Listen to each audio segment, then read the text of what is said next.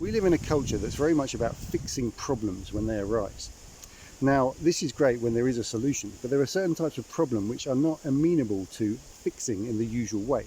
And what I'm talking about here is emotional difficulties. So you might find yourself experiencing some depression or some anxiety, and you may look at your life and think, well, there's nothing obvious wrong, but I've still got this quite difficult emotional experience going on. And this can really confuse us and be very frustrating, because we have this sense that we should be able to come up with a solution. And if we can't, then somehow we're inadequate, and that can then fuel our depression, anxiety and misery. So what I'm proposing here is a different approach, and this is to simply pay attention to these feelings. A good analogy is like a baby. So when a baby has been fed, had its nappy changed, had all of its basic physical needs met, but it's still wailing, it's like, you want to know what's wrong. You're getting frustrated as a parent. You might well know this if you've been through this. It's like, what else do you want? I've done everything I can. But what the baby really needs is some attention.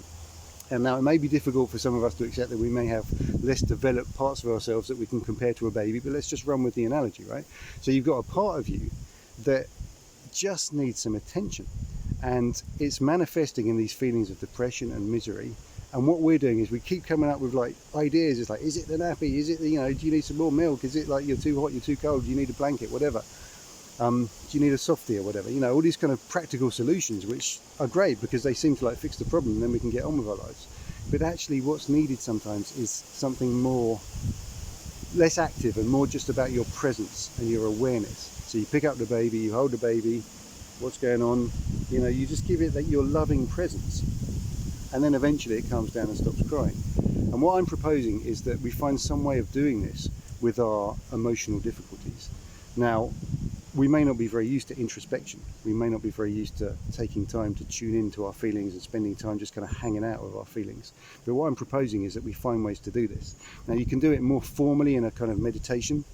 You can just sit and just tune into what's going on in your body on an emotional level and just be with it without any need to fix it or anything. Just hello misery, hello darkness, my old friend. Yeah, but literally, tuning into what's going on.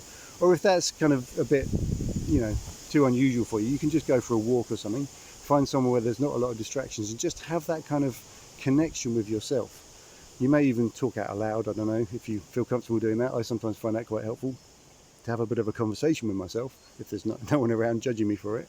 But it's not so much about the words and the kind of conversation, but it's just about that connection. So you're walking in the woods and it's like, yeah, I feel this grief or misery or anxiety, and I'm not going to try and fix it. I'm not like just up in my head thinking, well, if I did that, or if I said that to her, or if I changed that about my life, then it'll go away.